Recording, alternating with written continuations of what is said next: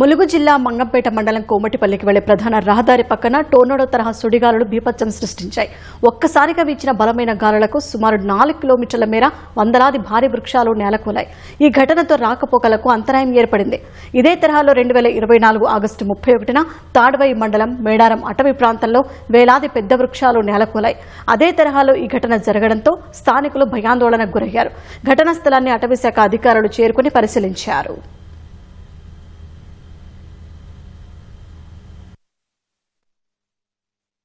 తోటి పడిపోయినాయి అసలు కేరళ తోటి పడిపోవరం ఉన్నాయి అసలు.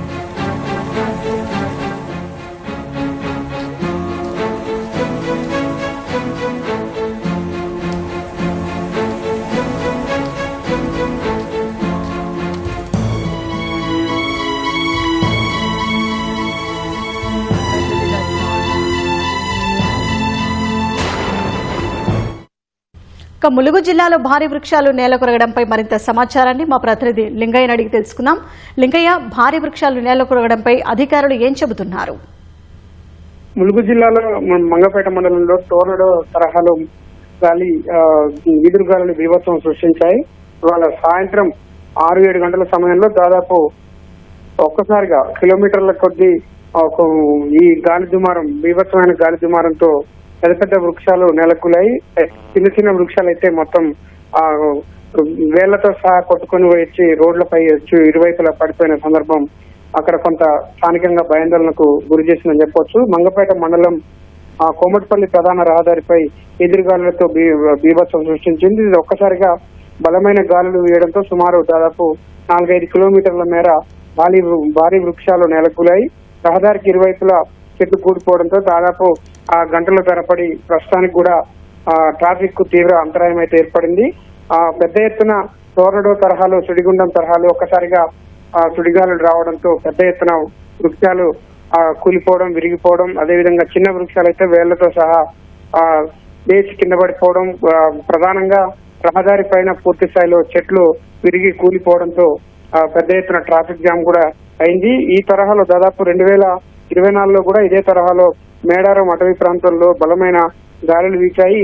అది కూడా జూలై, ఆగస్టు నెలలోనే 2024లో ఈ తరహా బలమైన ఎదురుగాలులు బీభత్సం సృష్టించాయి. మళ్ళీ ఏడాది తర్వాత మళ్ళీ ఇదే సమయానికి అక్కడ సంఘటన ప్రాంతంలోనే దాదాపు ములుగు జిల్లాలోనే ఇటువంటి సంఘటన చోటు చేసుకోవడంతో కొంత భయాందోళనలు వ్యక్తమవుతున్నాయి. ప్రధానంగా అటవీ ప్రాంతంలో పెద్ద ఎత్తున చెట్లు కూలిపోయాయి. అదేవిధంగా రహదారులకు ఇరువైపులా పెద్ద ఎత్తున చెట్లు కూలిపోవడం, అదేవిధంగా పంట పొలాల్లో కూడా ఉన్న చెట్లు విరిగిపోవడం, నేలకూలడం వంటి సందర్భాలను కొంత భయాందోళనకు గురి చేశాయి. స్థానికంగా దాదాపు కిలోమీటర్ల మేర వాహనాల రాకపోకలు కూడా నిలిచిపోయాయి. గ్రామీణ ప్రాంతాలకు దాదాపు 10-15 గ్రామాలకు మొత్తం రాకపోకలు కూడా నిలిచిపోవడంతో అధికార యంత్రాంగం యుద్ధ ప్రాతిపదికన చర్యలు చేపట్టింది.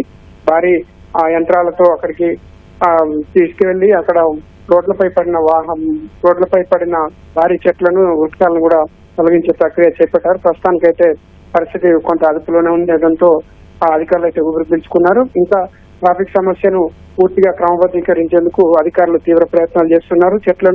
రోడ్లపై పడిన చెట్లను పూర్తిగా తొలగించే ప్రక్రియ కొనసాగుతుంది. ధన్యవాదాలు లింగయ్య.